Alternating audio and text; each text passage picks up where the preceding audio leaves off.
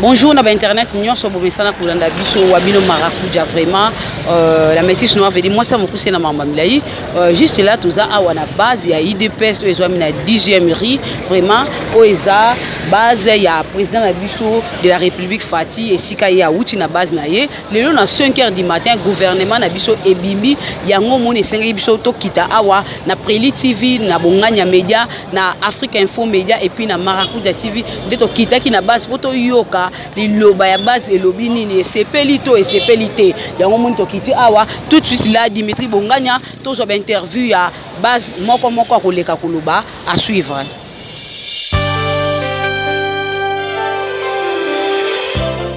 Mbote papa tomonio awa gouvernement ebimi tomoyi bato musu bati ba fufu pona liloba no ezani. D'abord eza esengo mingi pona peuple congolais.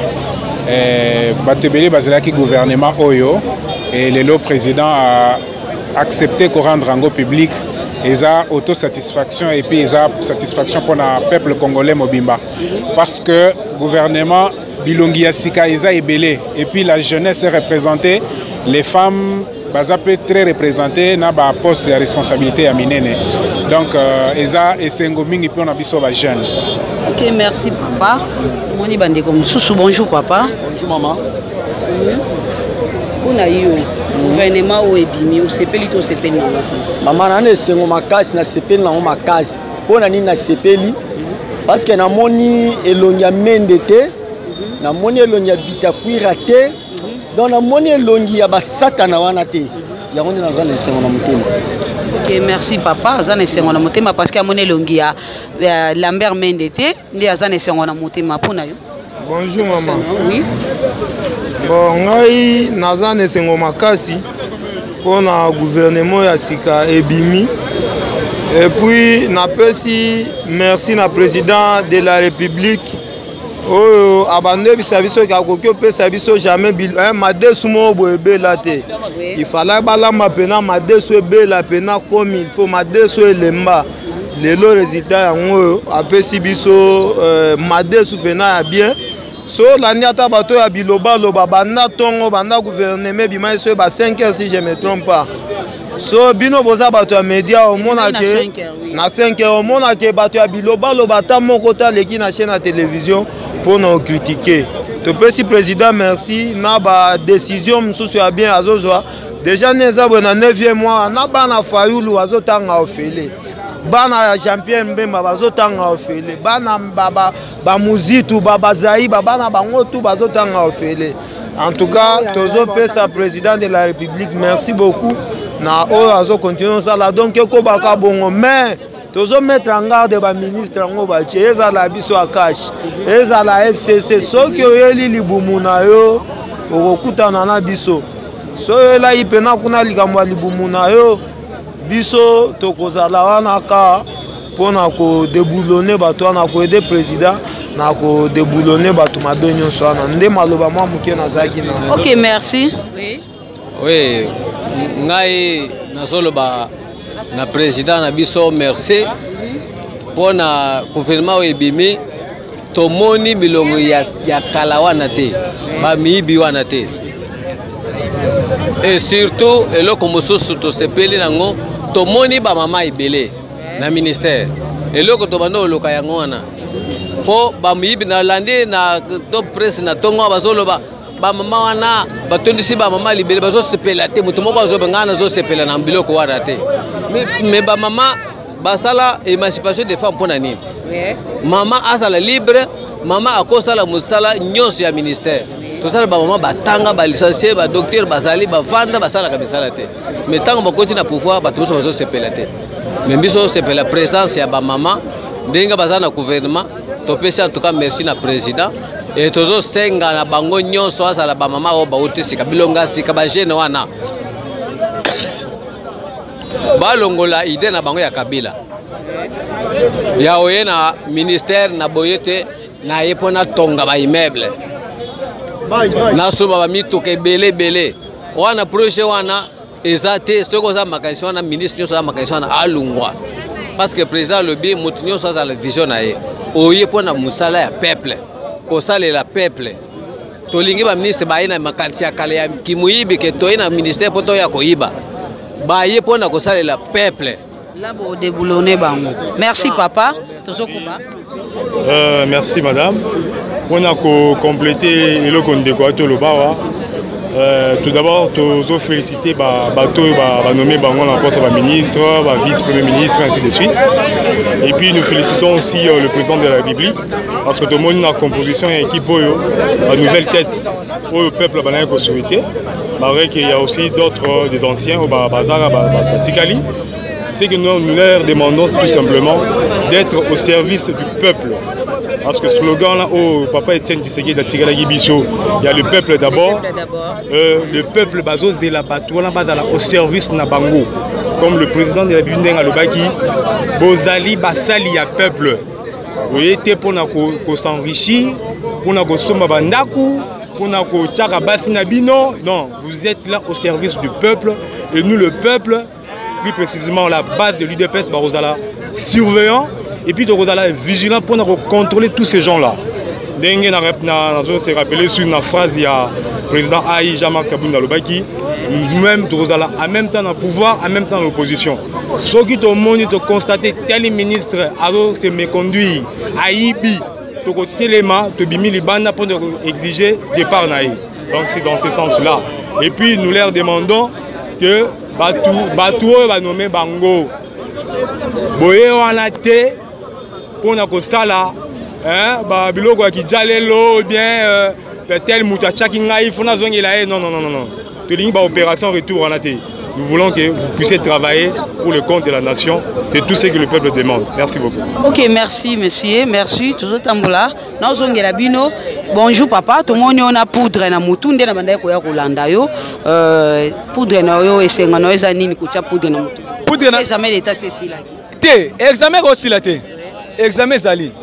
Poudre na ngai elaxi esengo oyo président Félix Asali. Esengo na ngai eza nini? Neto moni gouvernement. Ezala baza mabe. Ezala baza malamu.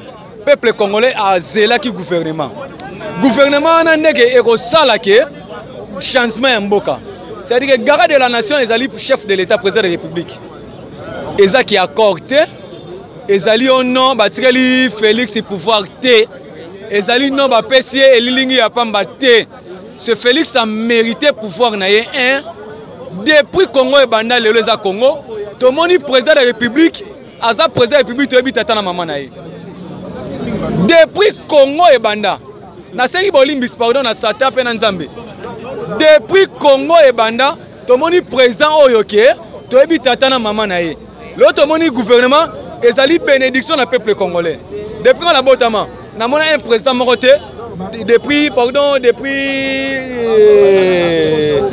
Kabila le père Joseph Kabila au to moni le président de la République alo bakelelo bana ba tango fele. To moni ngaka lelo azali ke président o na souci ya Congo, azana maturité ya diriger Congo, azana sagesse ya diriger Congo. Pena osenga merci na président Félix ba ministre o ba tsewana ba travailler l'intérêt ya peuple congolais. Ba travailler na idée makaniso eza ya yo. Eza te le roi bona FCC ba tsebino président de la République azali président Félix Tshisekedi. Problème au monde na Congo le loke Kasafubu premier ministre nani Lumumba premier ministre Kasavubu président de la République Mbutu Mtezalaki.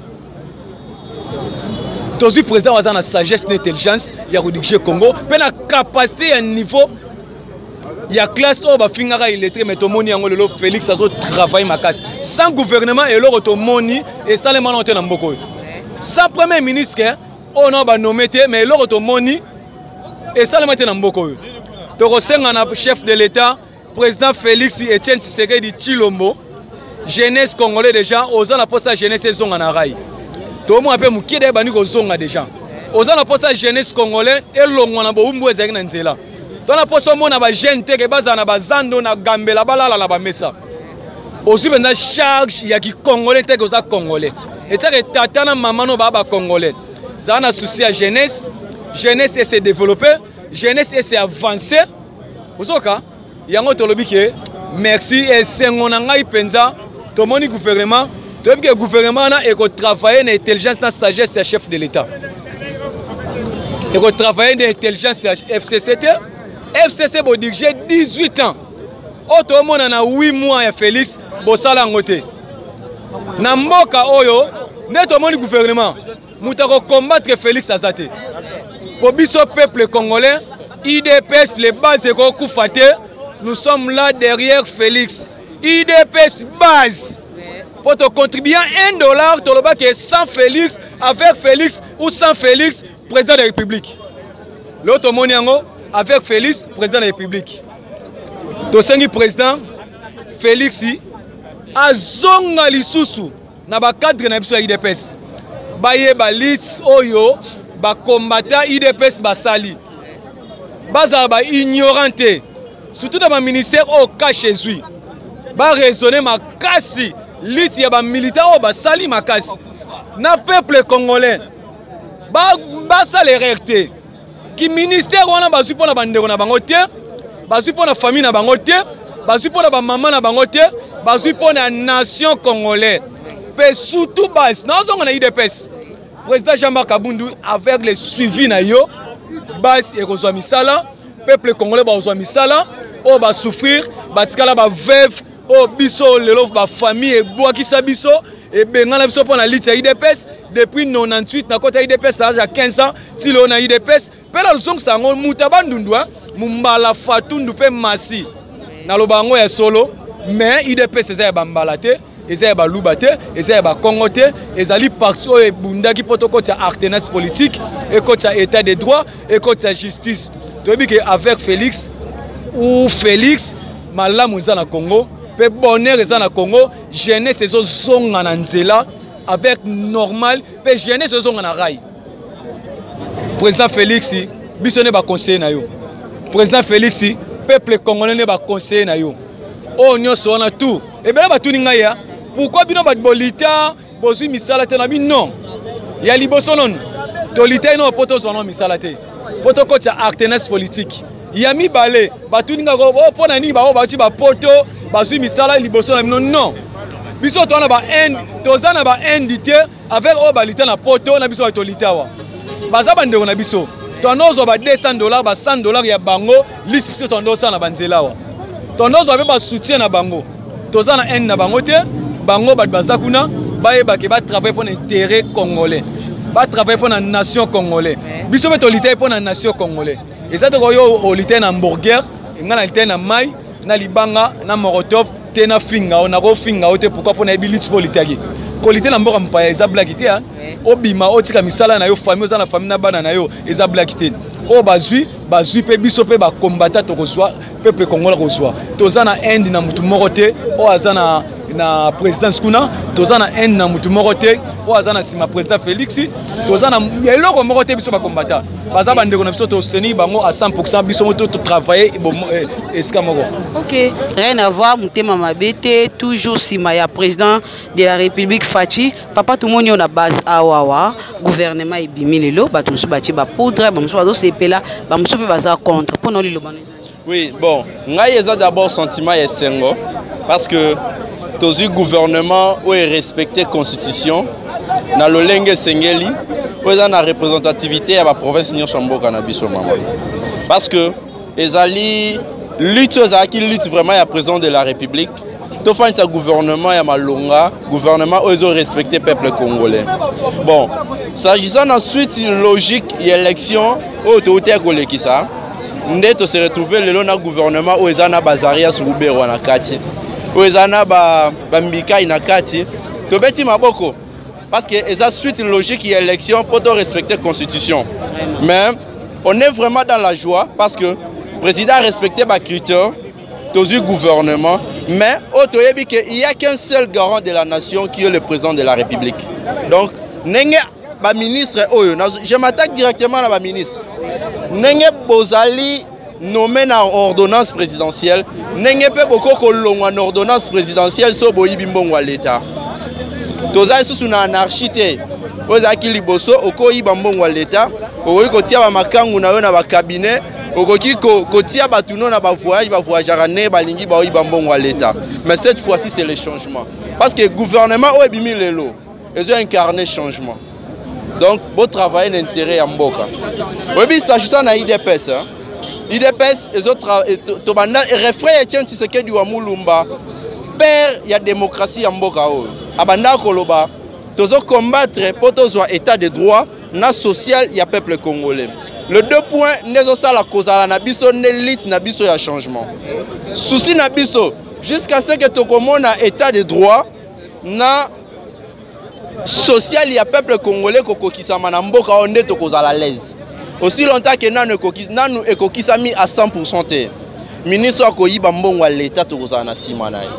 Tokoza la butu moi pona ko veiller mutu ayiba mbongo na biso te po mbongo wana eza mbongo na biso ba congolais. Jusqu'à ce que état de droit et kota. Ministre de justice ayiba ngo malamu. Azala na FCC azala wapi. Tolingi appareil judiciaire ezala gérer ndenge zaki gérer na tango kalate. Appareil judiciaire ezala gérer na image ya changement parce que to continue na kati ya changement. Bayeba yango ke toza na sima na bango. Soki osali malamu to betelo maboko. Soki osali mabe to kozala na nzela parce que force ya UDPS eza force e panzaka nyonso ezaka na nzela nango o eza ya mabe. Vraiment na pesi bino merci. OK, merci monsieur. Merci toujours na base, toujours tambola kaka oui. Papa Lilobana ezanini. Bon, merci beaucoup maman. Ngai Lilobana ngai ezali ke gouvernement bimi comme nango ezali le peuple d'abord. Pourquoi on a le peuple d'abord? Puisque Batunyon Soyo, baza nommé na kati ya gouvernement Oyo, bazali ba membre Oyo, ba ponami na chef de l'État Emoko. Donc nenge bazawana bazana tenté ya kosala ba bêtise ya kala o bazalaki kosala tango tozalaki na baninga Oyo balekaki basala 18 ans, ba baby simboka batika ngo par terre. Tawana ezali susuté. Na momo tozali tozo s'attendre que peuple il faut aller à malamu. Peuple, il faut amener la malamu. C'est pour cela moni, tozo benga président de la République, espoir ya bana mboka. Donc biso toza na simana yo, tozali koyebisa yo ete batu nyonso bakoluka baya intercaler yo na makambo zo linga kosala, tokobimela bango bakokutana na biso.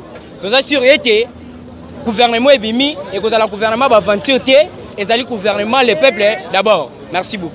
OK, merci le peuple d'abord. Tokomo kenesim na suka émission na biso vraiment. Tozoki manasima na ngonga awa na base vraiment. Balobi merci na bino na sobolanda ki biso. Merci na balanda biso ya Bonganya Media. Merci na balandi ya Info Africa Info Media et puis na Marakuja TV. Merci na Preli TV avec notre boss Michel Otudi ba remerciement na yope, ba remerciement na balandi nyoso ya biso ba mesana kolanda obo bengaka pe obo mesana kotina ba message toza wana toujours pour na musala na biso awa toza vraiment na base to kiti parce que gouvernement bimi lelo balobi liloba boyoki oyo ba peuple balobi babi le peuple d'abord gouvernement o baso bengango le peuple d'abord parce que basala musala oyo peuple akosepela ezate pas que ne pona ko vimbisa mabuna bon voilà to komi na suka. Merci à toi Michel Otudi, merci à toi Dimitri Bonganya pour na bilili be bason kitoko et merci à toi Yoshi Bangula pour la technique toujours. Merci à toi Pierrot Malanda depuis Belgique mon conjoint théoriste ba gros bisous na binono so